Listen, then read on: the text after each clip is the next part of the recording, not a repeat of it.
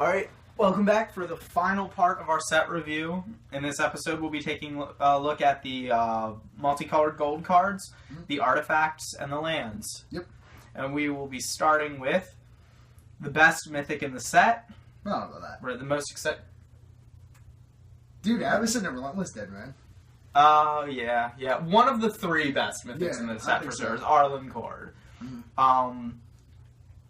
It is 4 mana in Gruul colors, 2, 1 red, 1 green, for a Planeswalker that enters at 3. You can +1 until end of turn, up to 1 target creature gets +2/+2, and gains Vigilance and Haste. I think that's an underrated ability. Because from what I've been hearing is like... Vigilance is actually huge because it lets you attack with your creature and still protect her with it. Yeah. It's and like haste obviously haste is great. Haste is like, haste. I mean, that's a very ability that like not a lot of people seem to be talking about with it. It's a very good ability. Definitely. +0, put a 2/2 green wolf creature onto the battlefield and transform her into her flip side Arlen, Embraced by the Moon. She is a werewolf, and then you can +1 creatures you control get +1/+1 and trample until end of turn.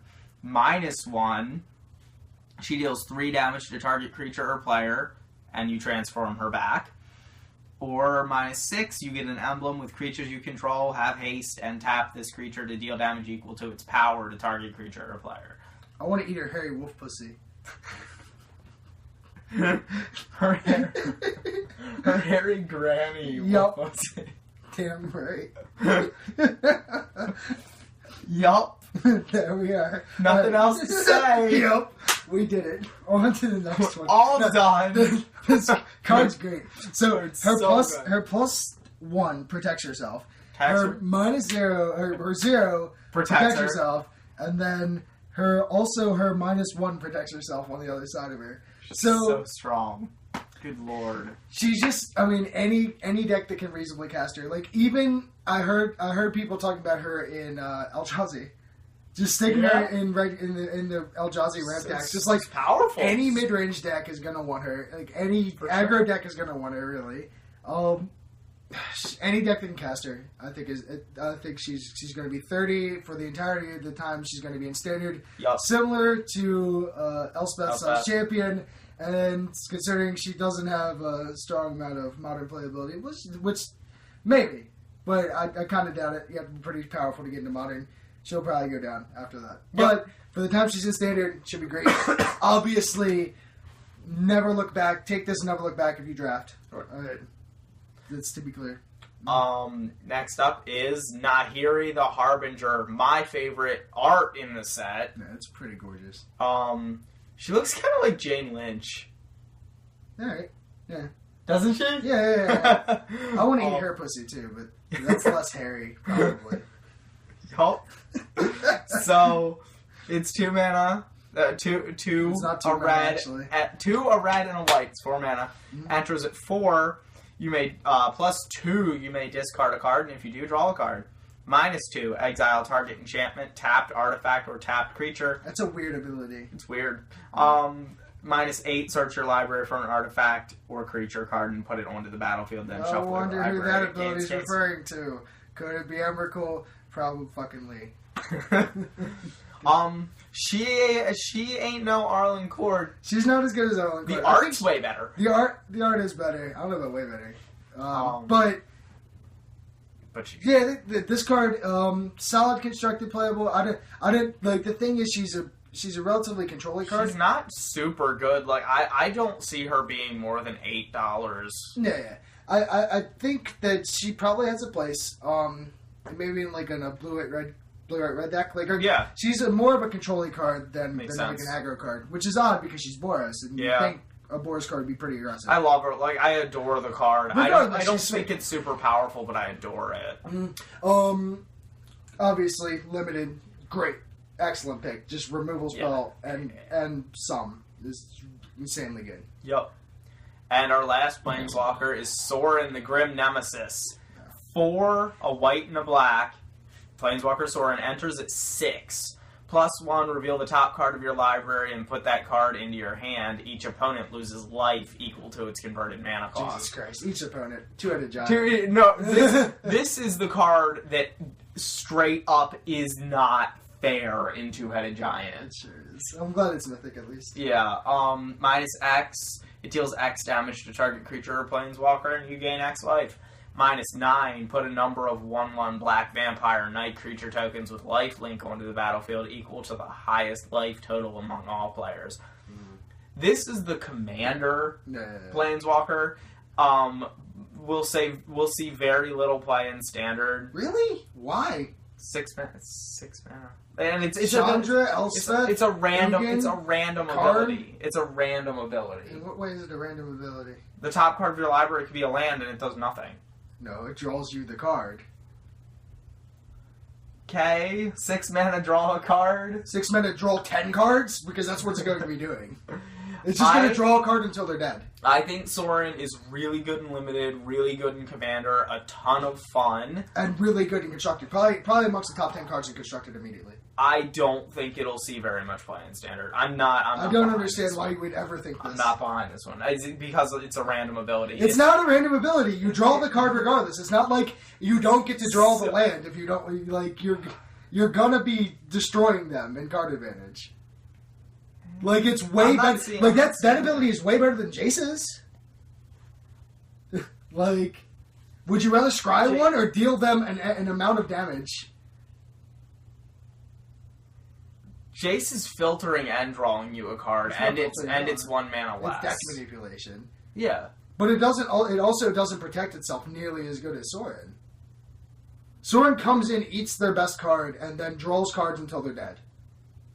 I don't think it's bad. I just think it's too high costed for standard. 6 mana is not. People are casting Eldrazi's, and like the best card in standard right now, maybe Chandra. Well, Jace is the best card, but regardless, like Chandra's up there. Chandra's good. I think this card's better than Chandra. To be honest with you, Chandra. Really? I don't know. We'll just have to wait and see on this one. I mean, everyone's been saying they're just going to slap it in their deck. Really? Yeah. I think it'll be a flop. Alright, we'll see. I don't think this card's going to be a flop. Olivia, mobilized for war. 3 mana, 1 colorless, or one anything. Because you can't really just say colorless the way that you used to say colorless. One generic mana. A black and a red legendary creature. Oh, legendary creature. Oh, don't do it. 3 mana, 3/3. Fly. Where'd her boner go, though? Where'd her boner go? And they even have her leg bent, and they didn't go for it. They didn't go for it. They took away her boner, you guys. Stupid. Flying, whenever another creature enters the battlefield under your control, you may discard a card. If you do, put a +1/+1 counter on that creature, and it gains haste until end of turn. It becomes a vampire in addition to other types. Very strong. Probably going to be like the premier card in the vampire deck, as long as the vampire deck can exist. Even though she's a legend, I'd play 4. Like, if I'm going to build vampires, which I very well may, I'm sticking 4 in my deck. She's cool. She's very interesting. She's incredibly good. This is why Drana doubled in price. Yeah. Because the curve of turn 3 this, turn 4 discard a card, Drana, or you play a 1-drop and then discard a Drana with your Madness card, and then swing in with it's just. Yeah. No, you play a Drana and then discard a card like a Fiery Temper or something. Yeah. Like, bolt them. Here's already a 3/4 Drana attacking you, and my Olivia's attacking you. She's going to be pretty strong. That's ridiculous. Next up is Sigarda, Heron's Grace. 5 mana, 3, a green and a white for a 4/5 flyer. You and humans you control have hexproof. 2 mana, exile a card from your graveyard, put a 1/1 white human soldier creature token onto the battlefield. I don't see her in standard. No, I don't see her in standard. At all. I think she's really good in limited. Just because, because of everything. Every card we talked about, and the gold cards are great in limited. Unstoppable, all of them. Yeah, we didn't talk about Olivia so much in limited. She's a house there too, trust me. For those of us that happen to play Captain Sisay in Commander, it's a very exciting card because it gives Sisay. It's finally a tutorable card that gives Sisay hexproof. That's Has there never been one? To the best of my knowledge, unless I've just totally missed out on it, to the best of my knowledge, there's nothing legendary that can give her hexproof. This is not bad either. This card. Yeah, it may gives you hexproof too. Like you can't get stuff. All right, here's the fun. The Gitrog monster. It's a big giant frog. It's a legendary frog. It's eating Tassiger. What more do we need to say? Yeah, that's Tassiger in there, right? I'd like to assume everything is Tassiger. The idea of like all of the corpses on all of the like just because of Dragonlord Salongar, now they're just all Tassiger. Yeah, every corpse is Tassiger. Tassiger's owned in every card. Tassiger is Kenny in Magic the Gathering. Ah, yes! We did it. I love it. Now we need altars of Princess Tassiger, Chad. That's really funny. So this is a 3, a black, and a green for a 6/6 Death Touch. Legendary creature, Frog Horror. Wow. At the beginning of your upkeep, sacrifice it unless you sacrifice a land. You may play an additional land on each of your turns. Whenever one or more lands is put into a graveyard from anywhere, you draw a card. Awesome. Really cool. A lot of people are really excited to build commander decks with this as their general. Nah. Well, the card synergizes well with itself. Because it does. Obviously, cool. It's like, alright, well, I need lands to feed to this thing. Well, I can play an extra one on my turn. Well, then I'll run out of cards in hand. But wait, I draw cards all the time because I'm keep sacking all these lands. So it's like, it just... I don't know. I really like the card. It's really sweet. Obviously, a Bomb Unlimited won't see a Stitch of Standard play because it's not quite good enough. But it is fucking sweet. So, no. I might be wrong about Sorin. I think I might be wrong about Sorin. I'm thinking about it more. I don't know. I'm just seeing the list I've seen of like Standard. Sorin. Yeah. I'm like just looking at the lists of like black-white control decks, and they're all like, here's jam these Sorins in my deck. Okay.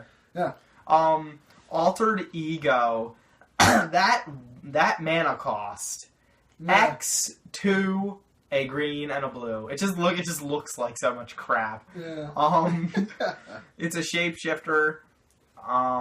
It can't be countered. You may have Altered Ego into the battlefield as a copy of any creature on the battlefield, except it enters with X+1/+1 counters on it. It's a commander card, obviously. Yeah. You're not going to see it anywhere else. If you super wanted another clone, here it is. Yeah. Can't be countered. Small upside. It comes to play with as many money as you want to dump into it, counters-wise. Yeah, also fine. Keep talking. I backspaced. It's fine. The next card is Anguished Unmaking. Yeah. So this one's like the new Vindicate. One of the best rares in the set. Yeah. Super solid. One, a white and a black. I think it's an instant. Yep, it is. Exile target non-land permanent, and you lose 3 life. Yep. Does this just straight up replace Vindicate in in most of the modern decks that play Vindicate? I don't think any modern deck plays Vindicate. Really? Yeah. Why is Vindicate like $15? I think it's like $30. Why? Oh, okay. Fuck you. Because fuck you, Kali deck. Okay. No, I have one. Oh, do you? Yeah. Well, it's in the deck. I just wonder. Yeah. All right. Yeah. I don't know. Like, I don't think it sees any play because you'd rather just play better cards. Yeah, it doesn't because losing 3 life is a big cost. I mean, it is exile and it is instant speed. So there's such a strong removal spell. This is really. I don't think you jam 4. Because there's an aggressive enough of decks that you don't want to lose. Yeah, you don't want to jam all of them. But I think it's better than what was the last one we had? The one that costs 4. Ruinous Path. No. That's still on standard. The Utter End. Utter End. Yeah, it's better than that. Right? Yeah, for sure. Yeah, I think this is the best removal spell in standard. I mean, it's got to be up there, right? Yeah. Probably. Next up, we have Fevered Visions. Isn't this like a mill card or something? No. 1, a blue, and a red. I don't remember what this does.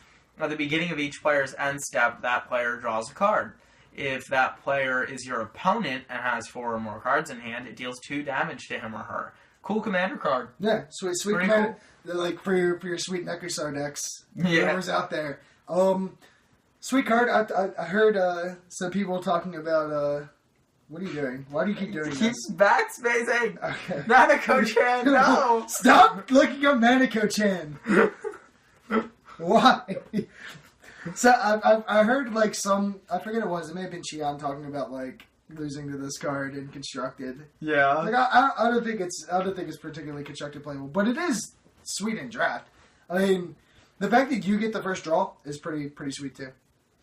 Invocation of Saint Traft is 1, a white, Pretty and a lazy blue. design over It's super lazy. It's there for the flavor. It's not a very good card. I mean, it's really unlimited. No. When enchanted creature has, whenever this creature attacks, but a 4/4 white angel, the guy's just Saint Traft thing. It does a Geist. So the thing of it is what was I about to say? Oh yeah. Like in limited, I don't even know if it's that great. You need to get 2 hits off of it to get your mana's worth. Really. Like, I'm gonna take it in limited. I'm also gonna take it in limited on the basis that I probably can get 2 hits. Yeah. But at the same time, it's like, all right, it doesn't give my creature a power, toughness boost, or evasion. Like you need to get 2 hits in with the angels to make it get your 3 mana's worth, 8 damage. Yeah. So yeah, I mean I'm picking it, but I'm not picking it so high. Next up is Prized Amalgam. Card's good. It's 1, a blue, and a black for a 3/3. Whenever a creature, it's a zombie. Whenever a creature enters the battlefield, if it entered from your graveyard or you cast it from your graveyard, return Prized Amalgam from your graveyard to the battlefield tapped at the beginning of the next end step. Works really well with things like Gravecrawler. Yeah, card reminds me a lot of Deathmiss Raptor, which is obviously a constructed all-star. Yeah. Think this card's very good. I don't think it's as good as Deathmiss Raptor. It doesn't have Death Touch. Death Touch was like the least relevant ability on Deathmiss Raptor. So things that trigger this in standard are Relentless Dead. The card I was just talking about, the blue card that's 3/1 flyer, comes back from your graveyard if you discard 2 cards. The scab gargoyle thingy, yeah. Liliana, Heretical Healer. Yeah. Obviously any reanimation spell. But like there's a bunch of them and they all go in the same deck. I think that card could be very good. Like imagine like, alright, loot it with Jace, loot another one with a Liliana, and then, you know, my Relentless Dead dies, I get 6 power with a Relentless Dead in my hand. Like, I can do some cool things. Zombie deck can do cool things. I see it being the card that's good but doesn't see play, and you stare at it the entire time it's in standard and go, why is no one playing this, but no one ever plays it. Yeah. Maybe the zombie deck just isn't good, but if the zombie deck's good, I think this goes right in and like enough cards do things with it that it's good enough. Yeah, very well could be. I'll take the artifacts, that's fine. Brain in the jar. Brain in the jar. Brain in a jar. Not the jar. It's funny, jars. It's jarring how many jars there are in that lab. I'm going to go ahead and read the card now. It's a 2-mana artifact.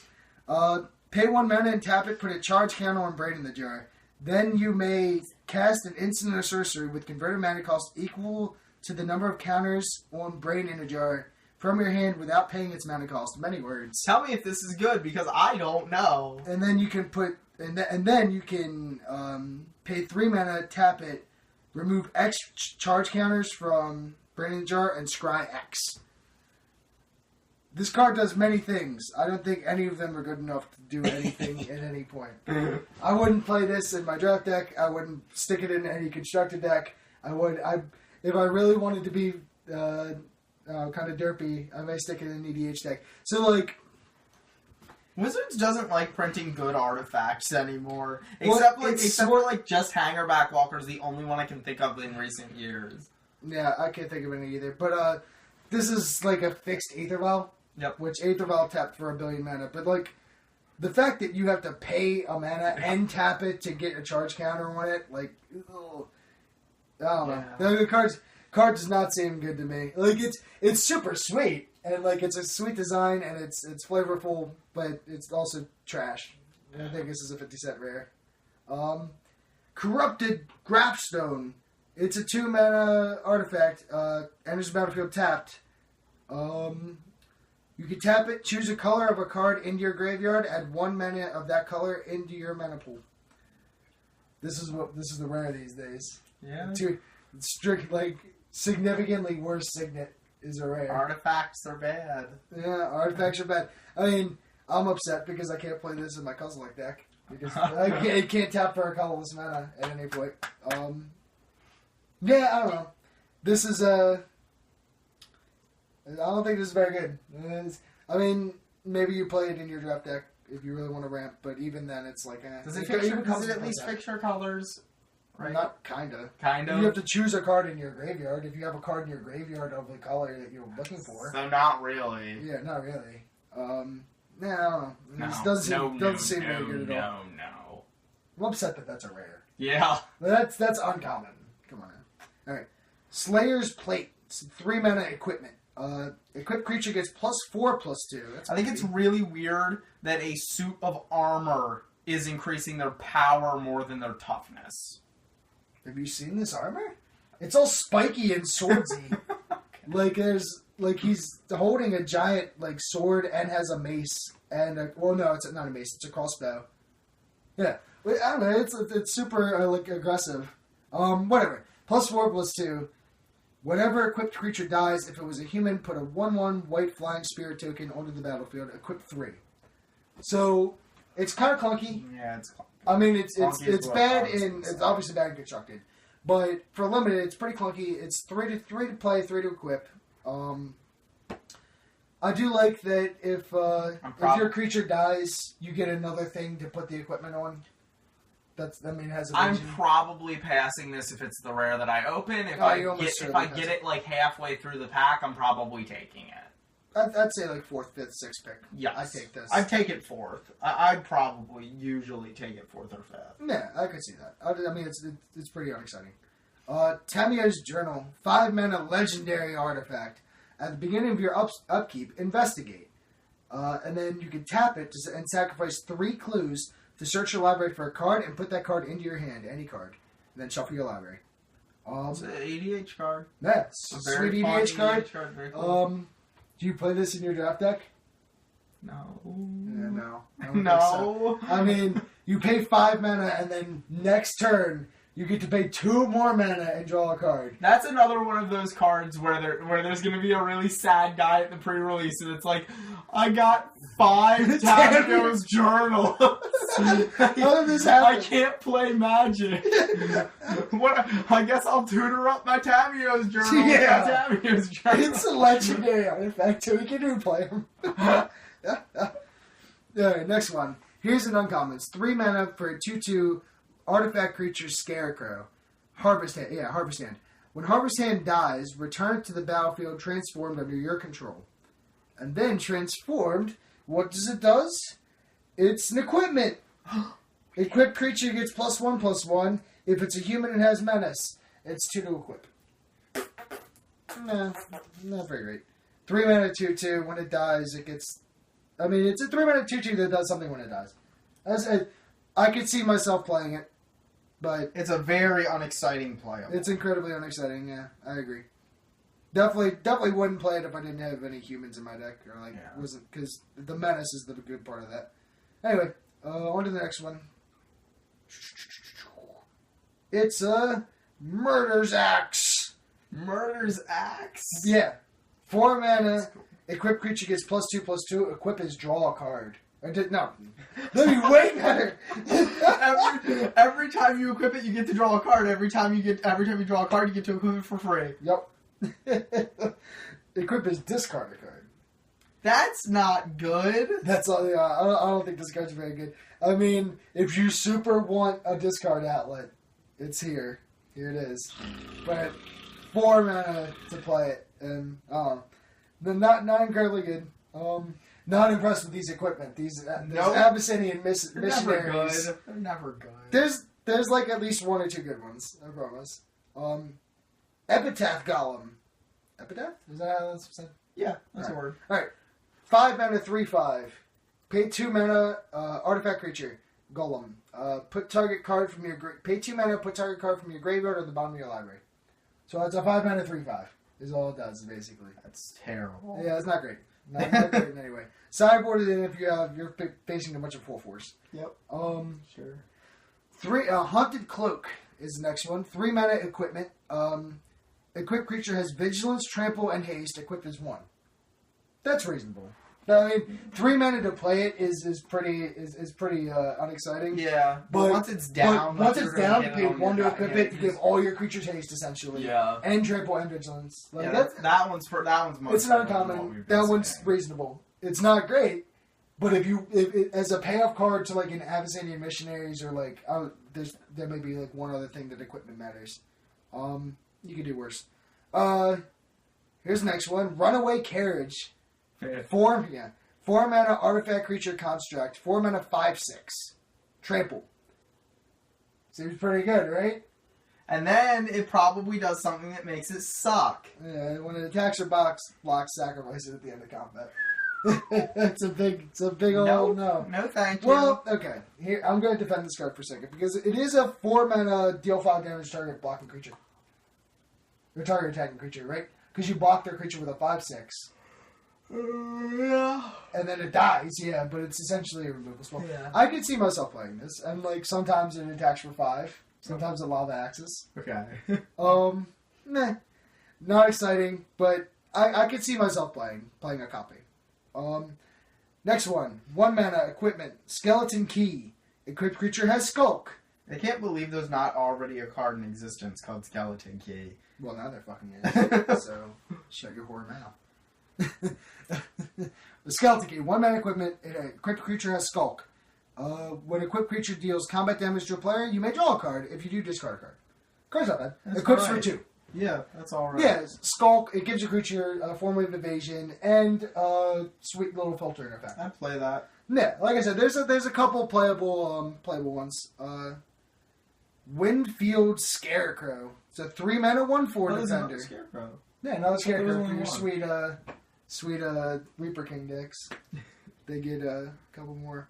All right, so 3 mana 1/4 defender. Pay 2 mana, sacrifice Windfield Scarecrow. Search your library for up to 2 basic land cards, reveal them, and put them into your hand. Then shuffle your library.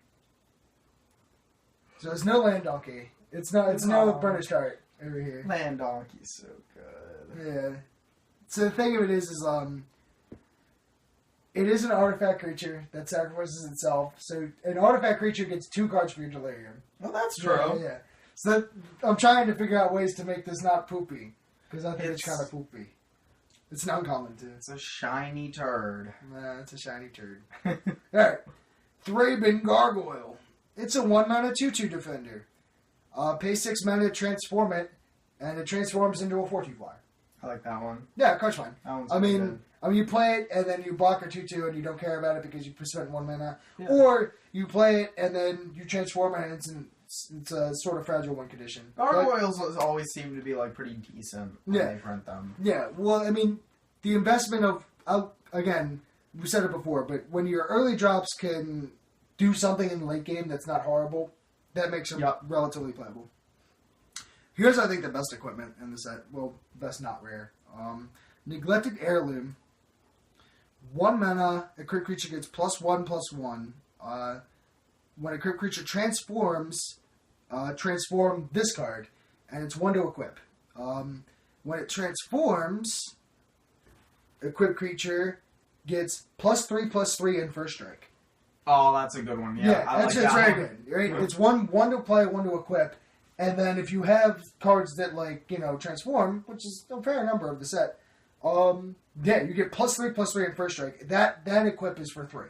Yeah, which that's a pretty good rate for 3/3 in first strike. Yeah, this is a good card. It's non-common, so you're not going to see a ton of these in draft, but solid card, super solid.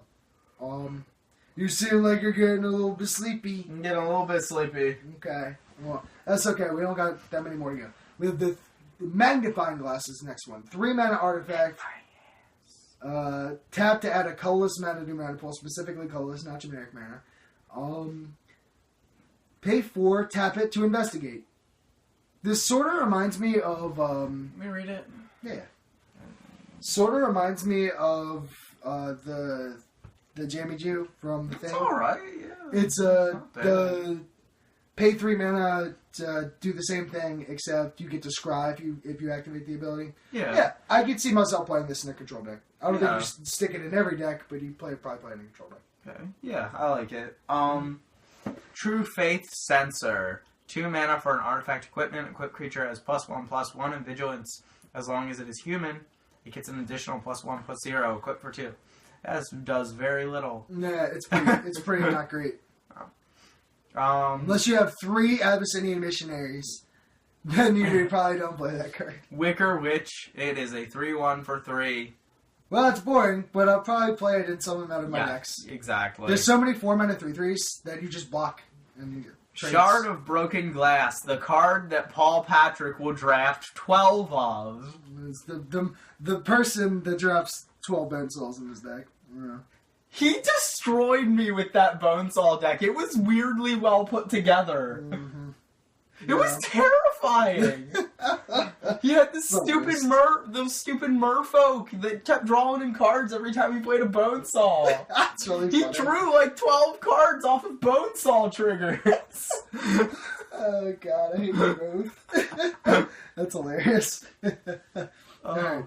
Shard of Broken What does the Glass card is do? 1 mana. Equipped creature gets +1/+0. Whenever it man. attacks, you may put the top 2 cards of your library into your graveyard. Let me Equipped tell for you, 1. it's not a good card. Wow, that's a terrible card. But it's super sweet art, and it's a Shard of Broken Glass. What do you want from it? It's not going to do a lot. Explosive Apparatus. This card's not bad. 1 mana. Pay 3 and tap it. Sacrifice it. Deals 2 damage to target creature or player. So I it's, would play it's this like in 4 my mana draft shock. deck. Yep. You know, pretty solid. And then lasties, we've got the lands. We'll just talk about these as a cycle. Yeah. Port Town, Choked Estuary, Foreboding Ruins, Game Trail, and Fortified Village. Mm-hmm. And this is our rare cycle of lands. Mm-hmm. As they enter the battlefield, you may reveal enter the name of the colors that they produce, basic land card from your hand.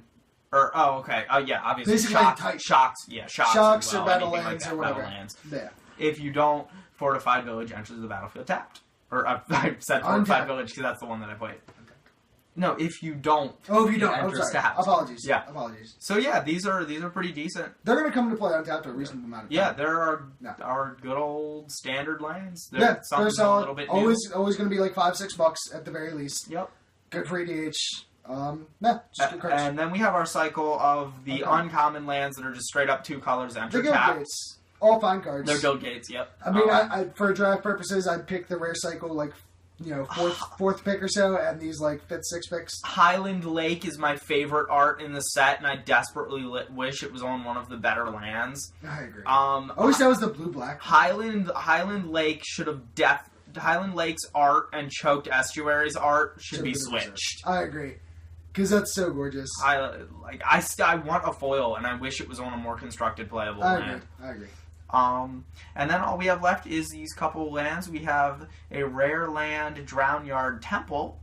Add a colorless to your mana pool, or pay 3 and return it from your graveyard to the battlefield tapped. So that's kind of cool. It's neat. I mean, I'm going to be playing it in my Kozilek deck. And I'll be playing it in my Marin deck.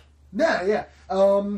Applications with Light from the Limb, stuff like that. Yeah. Next up is West Vale Abbey. This is a complicated one. This is one. It's a rare land. Add a colorless to your mana pool, or pay 5 mana, pay a life, put a put a 1/1 white and black human cleric creature token onto the battlefield. Pay 5 and sacrifice 5 creatures to transform this land into Ormendal Profane Prince, a 9/7 flying lifelink, indestructible and haste. That's a lot of utility for your land. Weird ass card. It's a weird ass card. So like, as a card in like a control deck or say okay, so in a control deck it's you can pay 5 mana end their turn and make a 1/1. Mm-hmm. It's not the worst. It's not great, but like if you're not doing anything else with your mana, it's a mana sink. That card is reasonable on its own. Instances of those cards a little bit more aggressively costed I've seen play in the past. Yep. Not to mention the second ability with so many cards that make tokens. Arlen Cord, Gideon, Nissa, Secure the Waste. All these things that can get 5 creatures on the board in a hurry. Yeah. Players secure the waste for 6, and then you flip this on your next turn, and you have a 9/7 indestructible flying Haste. Haste. Is that lifelink too? I don't think so. Lifelink? Yes, it does. Fuck. Jesus Christ! Like, it's interesting. I think this is a very good card. I think it's going to see standard play, and obviously you stick it in your draft deck, and like, eventually you'll get 5 creatures. Yep. And then win. And then we have one more card, Warped Landscape.